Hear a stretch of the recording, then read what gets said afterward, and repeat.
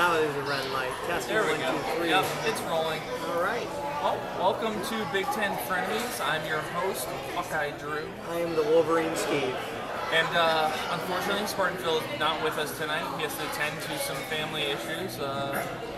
Thoughts and prayers are with him and his family right now. Hope everything is going well for him. So we'll try not to talk too much crap about Michigan State, or good? Well, I think we should. Okay. Why don't you kick it off? You seem to be the best Well, at it's it. basketball season. That it is. And a couple of weeks ago, I was pretty much informed that the Michigan State Spartans were probably the best team in America. And who told you this? Phil was cautious about it because last year he told me that was the best Michigan State team he's ever seen. That's or also 2 years ago when Yep. they lost to Middle Tennessee State in the first round of the NCAA tournament. So he's been trying to be cautious, but it's been a lot of smoke. They're a good basketball team. I even said it wouldn't surprise me if they made the Final Four, but now they've lost 3 consecutive games to lowly Illinois, at home to Indiana, and then they got beat up pretty good at Purdue. So and Purdue actually looks like they might win the Big Ten. So, Yeah, Purdue's no looking embarrassment pretty in that. solid But right anyway, now. they're on a little slide right now. I'll tell you who's not going to win the Big Ten. Who? Ohio State. That's true. I was very cautious when we first started talking about basketball, I noticed that. and yeah, we went on a nice winning streak there, but then we hit a long losing streak. And I knew eventually it was going to happen because we still do have a very young team. We've got a lot of talented players, but they all need to learn to work together, and it's going to take some losses like that. So hopefully the rest of the season goes smoothly, but I'd say we're still on the fence about making it to March Madness. I see Michigan State, I see Purdue, I see you guys making it, but us, no, not at this point. I think Ohio State needs a couple of big wins down the stretch, and maybe a couple wins in the Big Ten tournament. I'll say the biggest Get win in. for us right now was literally coming off that losing streak and beating Nebraska. We needed that. That was huge for us. Yeah. And the tough one was, losing to you guys. Obviously, it's a rival game. I didn't go into it thinking this is a game we're going to win. If it was going to be a very 2-point upset, maybe buzzer beater to take it. But we had way too many turnovers. It was ridiculous. And I mean, you guys are a solid team, but when you're playing a team that good, you can't give up that many turnovers. There's a lot of turnovers. It was a very chippy game. It was. I did appreciate the brawl. The brawl was good, Yeah. and you should have an Michigan-Ohio State game. And I'm going to apologize on camera to my friend Andrew. I got caught up in the moment in Chrysler Arena, and I joined the students and the other fans in the Buck Ohio chant, and I'm not proud of it. Steve, Yeah. I'm not going to apologize to you because of the Ohio State-Michigan game. I joined in every chant, and it felt great. All right, it felt really good too. You never have to apologize for being a rival. My 23-year-old son's like, Dad, you're kind of embarrassing me right now. I don't give a fuck. Anyway, yeah. If that was at Ohio State when you were winning, I would probably join the chant. Come on. I had to. So anyway, I just want to get that out there. No, I don't think so. Now, I actually just question earlier, but I'd like you to expand on it. Talking about football a little bit here, because some news has come out. So Chris Evans and Pep Hamilton gone. Yes. So Pep Hamilton, what's your theory behind this? Do you think it was just he was the odd man out because of the offense they played? He's taking the ball for it? Because Pep Hamilton called most of the plays last year, according to Coach Harbaugh. It was kind of a joint deal, but he was kind of the point man. He was listed as passing game coordinator, but he made $1.4 million a year, which is basically offensive coordinator money.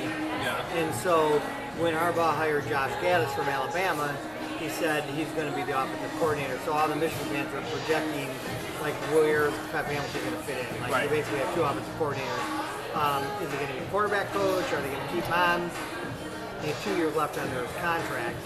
There's a lot of rumor that he was talking to NFL teams. So I think it was a situation where he was offered a position on staff still, but not one that he wanted. Right. And it was like a demotion As you for him. touted before, Harbaugh likes to help guys into their next position. Yeah, he doesn't normally fire anybody.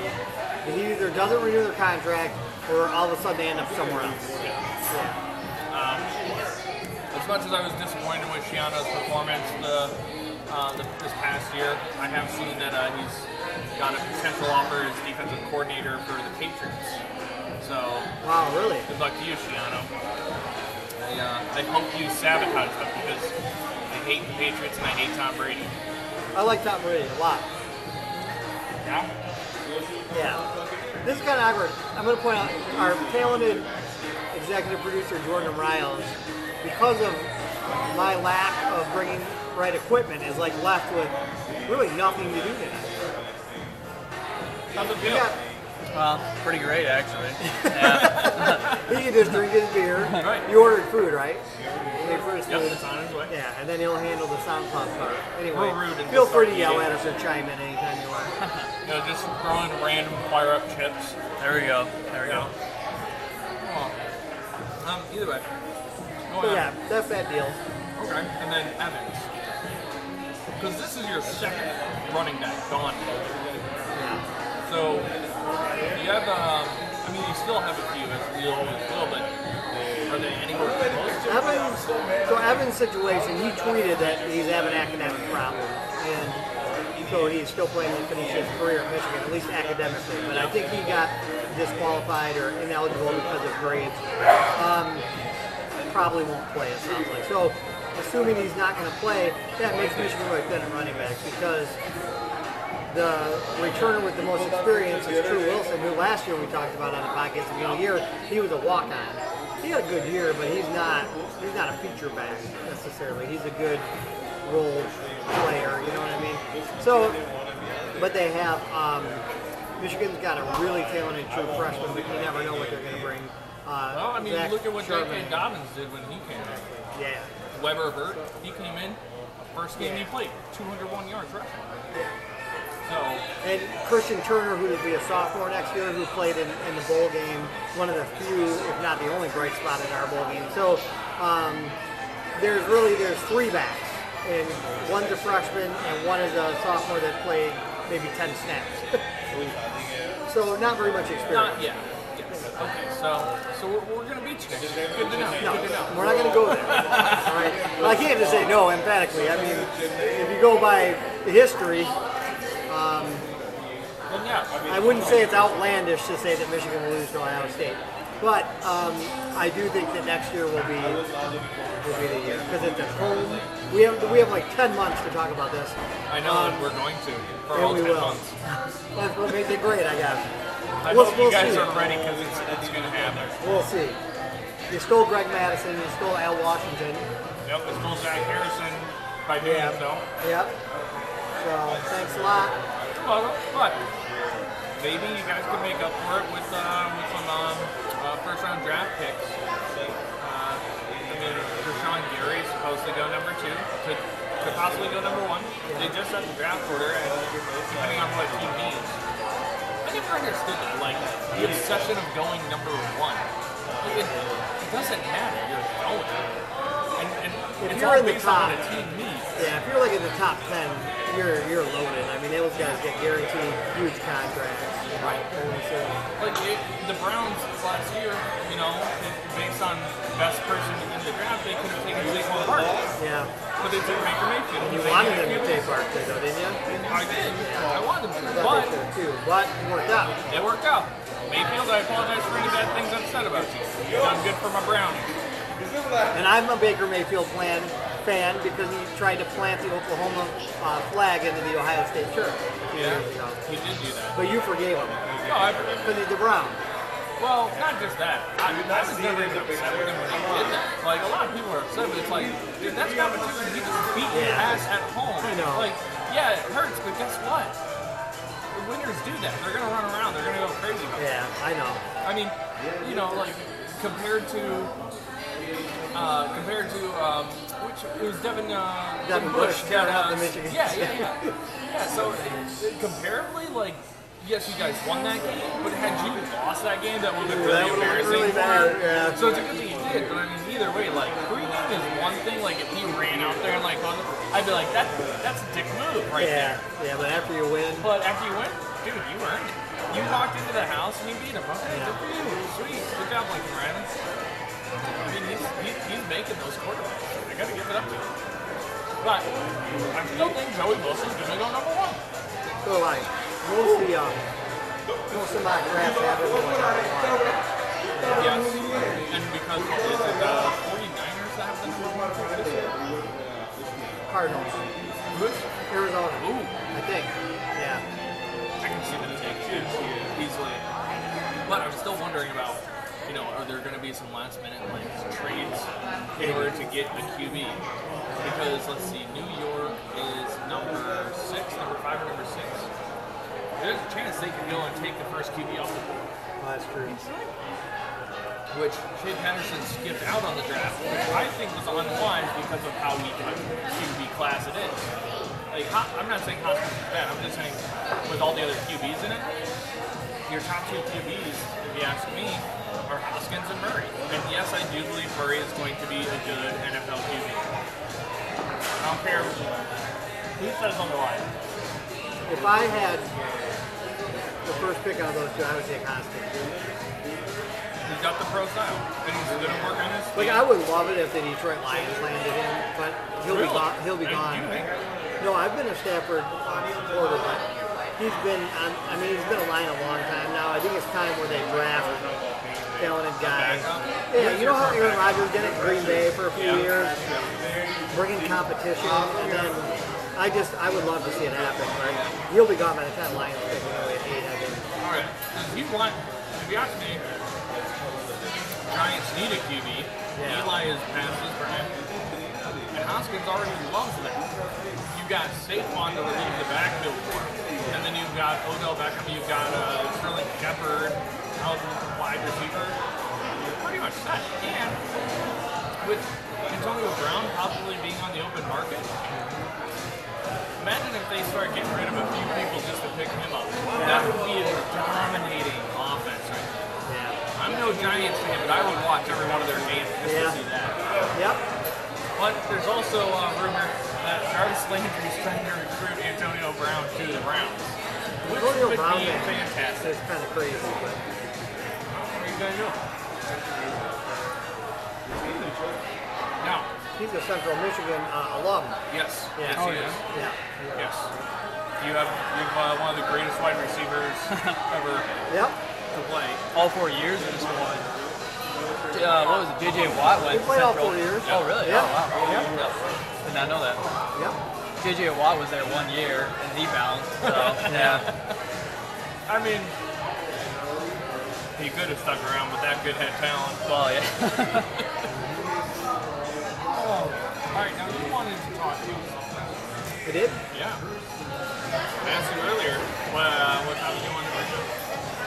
It was a basketball thing. We already did. Oh, I thought it was more Michigan State trash talk. No, it was just Michigan State losing 3 consecutive games in Oh, basketball. I'm so disappointed. I thought you'd be better than that. No, I don't really have anything else to beat them up about. Okay, so then let's talk about They did have a loss. ridiculously bad football recruiting class on paper, but So let's talk about your recent loss then. I would talk about ours, but there's too many to talk about, so we're just going to talk about yours. what loss is that? Okay, so you had Wisconsin on the road. I understand that. But then you had a home loss. Basketball? Yeah. No. Iowa, on the road. Oh, was it Iowa? Yeah. Still, Iowa. Yeah. They're good. But Michigan's a better team. I'm Ohio State, and I'm saying they're a better team. They're a better team, but road games in the Big Ten in basketball, things happen. You can say that about football. Iowa's very high scoring offense. They run a kind of a crazy zone defense. They pressed Michigan. Michigan got in foul trouble. It was just an ugly game. That's it.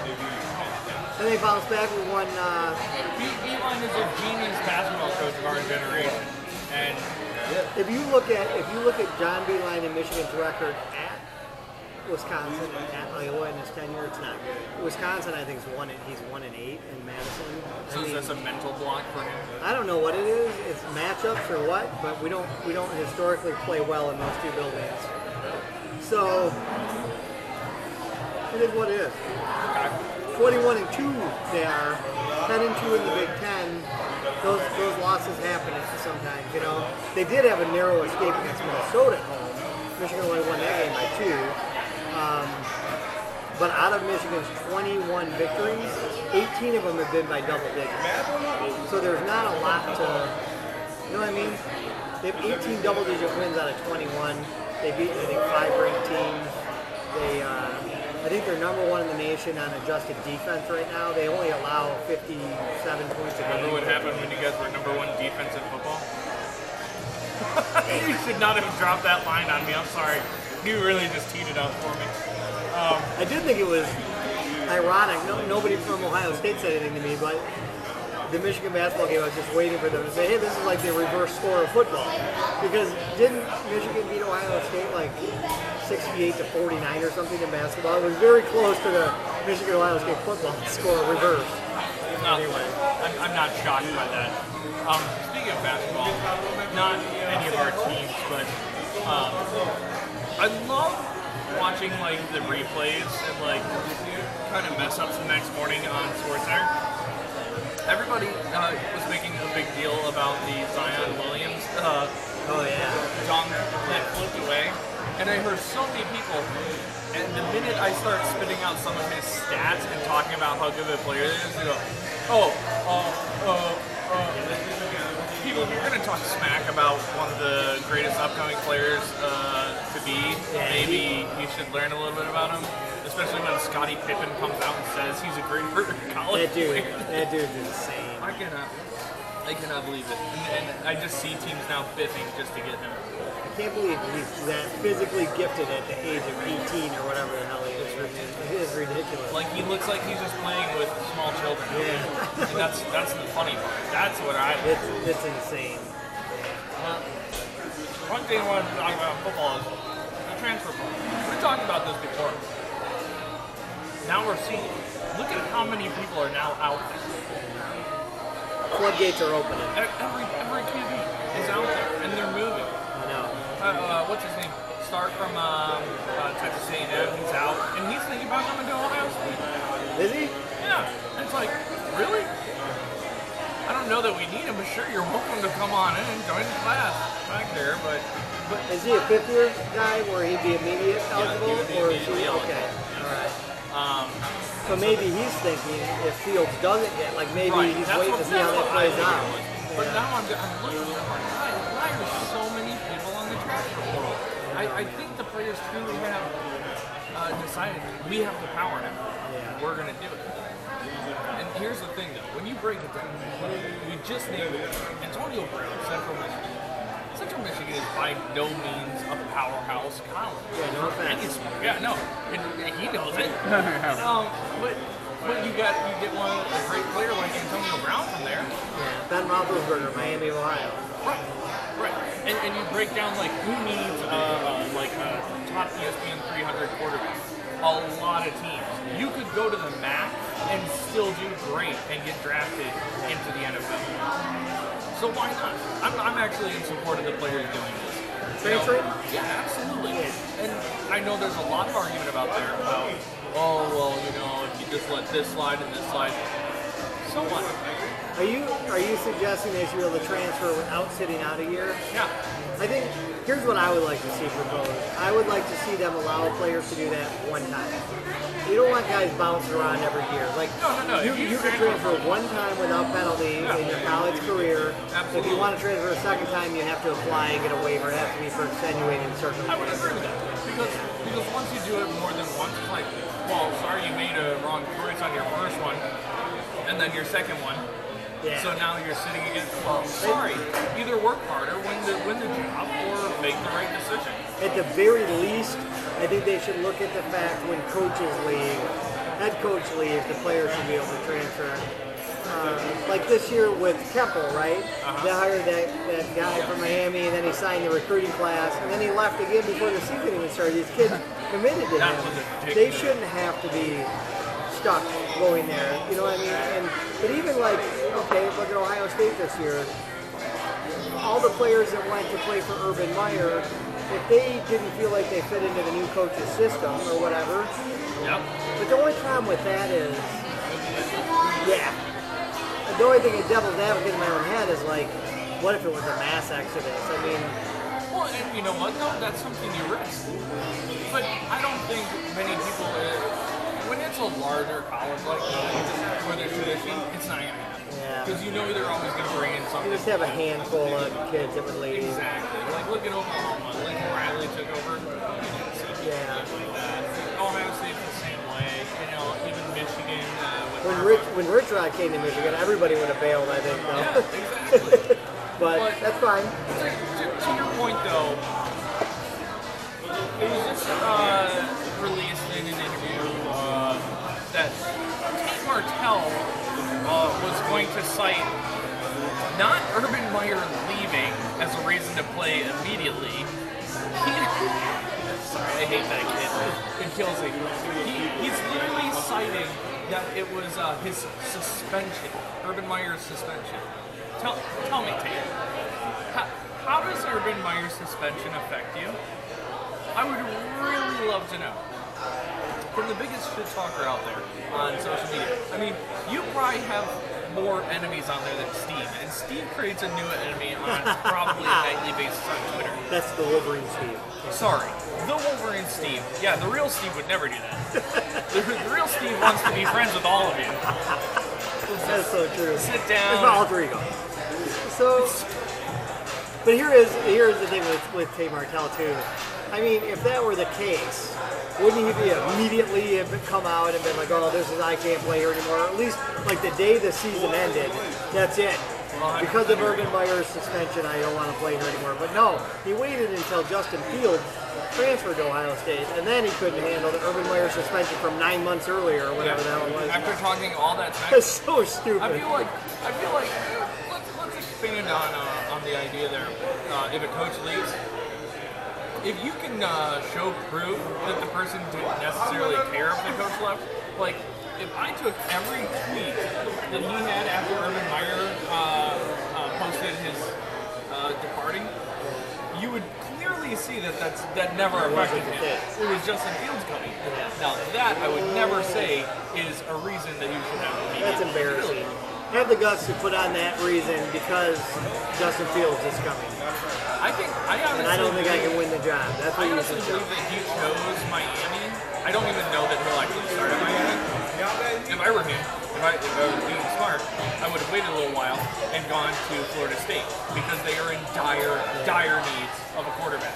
Yeah. Especially after DeAndre Francis is gone. Yeah. But I think he honestly chose Miami because he wanted the turnover chain. But I think he's too stupid to understand that that's a defensive chain. I'm sorry. When you're the quarterback, you don't want the turnover chain. No. Guys, this got a turnover. Dude, it doesn't work like that. Really, stop throwing interceptions. Yeah. I feel like Tate Martell is a poor man's Johnny Manziel without the talent. Yeah. I will say, as much as I dislike Johnny Manziel, he at least had talent. Yeah. He did. He did not transfer it to the next level, but damn it, he had talent. Yeah, he was a great college player. Where are we at? Ooh, 23 minutes. We're doing good. Wow. Phil is great, but I guarantee we'd be still talking about Michigan State basketball. Yeah, we would. Oh, I'm sorry. Asterisk, Josh Langford got hurt from Michigan State. I forgot to mention that. They did have one of their best players injured. However, he was injured as of December. So they had gone on this big win streak without him anyway, and everybody's saying they were the greatest team without him anyway. Who's the one? Josh Langford for... no, who said they were the greatest team? I don't know. Some Michigan State fans. Sorry. I think Is there somebody you're thinking about on Twitter? I don't know. I just saw it out there. You know. I feel like you get like beat in the face, red, angry when you read those tweets. Here I do, but here's the thing: the Michigan State and Michigan basketball fans it's pretty bitter right now, and they go after one another, kind of like Michigan Ohio State football. But the Michigan State basketball series has been pretty even. Yeah. Where Michigan's won the last 3, all by double digits, by the way, in case you're wondering. Where Ohio State, sadly, for me, has dominated the series for a long time. God, it feels so good. And I still get baffled why Ohio State fans and players and stuff hate Michigan so much. Because they win all the time. Like, I'll never understand that. But I went through when Michigan beat Ohio State like 10 out of 12 years or whatever back in the 80s and 90s, and I still hated Ohio State. Yeah. But See? but it